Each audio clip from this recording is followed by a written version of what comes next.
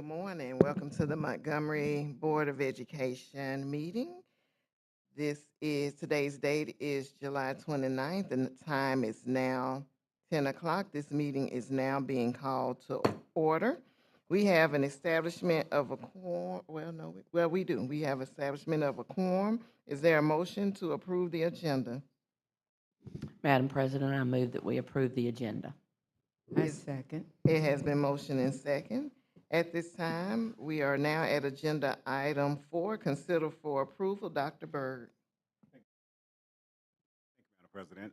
Superintendent recommends approval of the corrected job description from Executive Director of Student Wellness and Culture to Director of Student Wellness and Culture.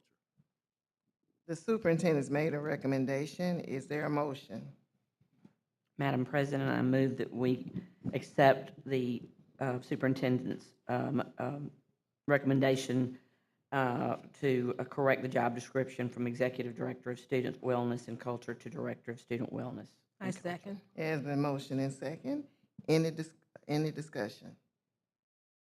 Hearing none, at this time, all those in favor of approving the superintendent's corrected job description from Executive Director of Student Wellness and Culture to Director of Student Wellness and Culture do so by showing of hands. It is unanimous.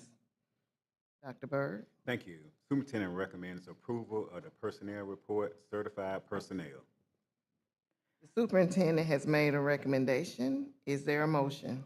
Madam President, I recommend that we accept the superintendent's recommendation for personnel report certified personnel. Is there a second? I second it. It has been moved and second. Is there any discussion? Hearing none, all those in favor do so by a showing of hands. It is unanimous. Next agenda item, Dr. Byrd. Thank you. Superintendent recommends approval of personnel report, classified personnel. All right, the superintendent's made a recommendation. Is there a motion? Madam President, I move that we accept the superintendent's recommendation for classified personnel. Is there a second? I second it. It has been motioned and second. Any discussion? Madam President, yes. Dr. Keith? Yeah, I should have said this under the personnel report, certified personnel, but I really mean them for both.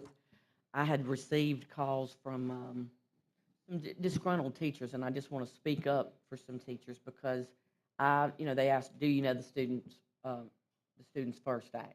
And I know it in parts, I don't know it, like I'm an expert on it.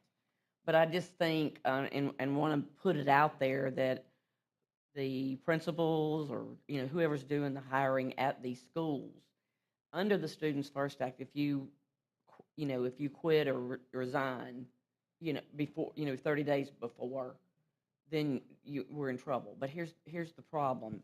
You have principals or whoever it is that is responsible for these jobs, leaving them in limbo of whether they have that same position the next year or not. And so they're like, they feel like they're being demoted.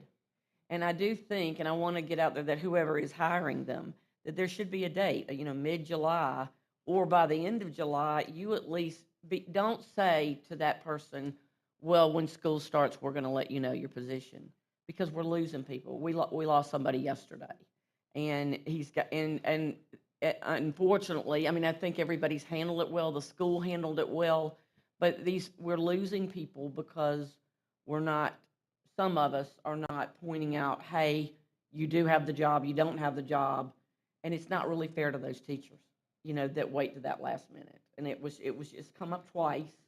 I didn't know that part of the Students First Act. I'd heard it, but it really, they are afraid that they're going to get, retaliation or something bad, some bad mark on their teacher certificate, and they shouldn't, because, when you don't tell them a job, you would probably want to go look for another job too, and when you get it, all of a sudden you can't go to it because you've got to go by the law.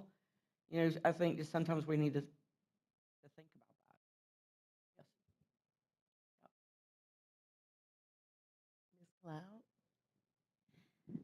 I want to support Dr. Keith in what she said. I've had several teachers concerned. They're not even getting to go into their buildings to go to their room because they're being told, oh, I probably will move you.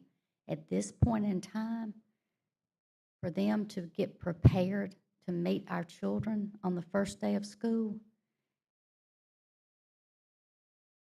I'm real concerned that the building leader, the instructional leader, has not already made those decisions instead of doing it at the 11th hour and getting there. It shouldn't be an overwhelming amount. They should be able to go into their schools, get to work in their classroom. If they're that dedicated without being paid, let's support them, because I've had a lot of phone calls also, and I'm just I'm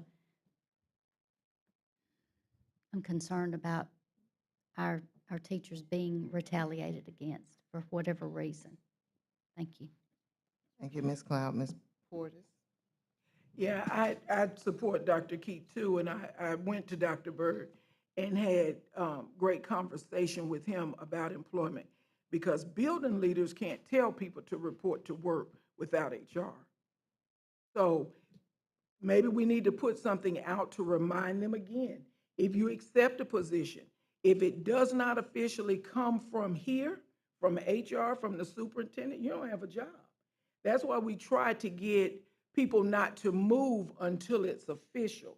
So maybe going back to reiterate to the staff the process, and I know we can tell by the report we're a little behind. So I think putting it out there is a good thing. I think letting teachers know and letting building leaders know, we have new building leaders, maybe they're missing a step. So I think that's a great thing to, and we don't need anybody just growing. You're absolutely right. So maybe putting out, let's review it again, Dr. Byrd, and get them out what they need. I, I I was think- talking about tenured teachers. Let me get to Ms. Mitchell, and then I'll come back to You me. know, I agree with Ms. Portis. It's very important that everyone understands what the rule is, that understand what student first says. And this is a time of chaos, and it hadn't just started. I remember being a teacher, and I had to move 5 times in 1 year, and I was not happy. But I knew it was for the benefit of the children. We have people who are resigning at the last minute. We must look at the positions that we can fill and fill those positions that are needed first. And it takes time. So what we're asking from everybody, please have patience with us so that we can do the best job that we can do. It's not always retaliation.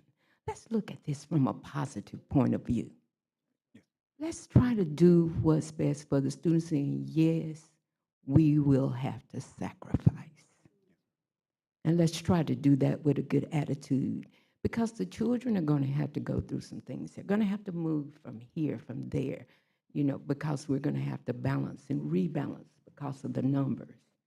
But let's try to do it with a positive attitude. And I think that's the most important thing for this school year. All right, Ms. Cloud? I think this goes back to the trust level. What is the building, uh, the instructional leader, the trust of those instructional leaders? These are tenured teachers I'm speaking of, not new hires. I know we're entitled, the law says you're entitled to position but not a location. But with that said, it is now, right before school, these dedicated teachers that are tenured, that have been doing a good job, for whatever reason, they're not being treated with respect enough by the building leader that has had past situations that have come up just like that. So let's call the elephant in the room what it is, and Well, I just we don't. have to be very careful as we call the elephant in the room to not go into good name Well, I academy. realize that. I didn't call it an elephant, but I said the reason behind it. Thank you. You're welcome. Dr. Byrd? Yes, ma'am. And thank you all so much, board members, for your concerns. And I realize, of course, what in that and I realize, of course, what in that this is a stressful time for all of our employees.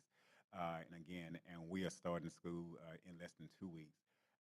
And because of that, I have had to initiate what the state superintendent allows, and we call it in common terms, we call it a blackout period.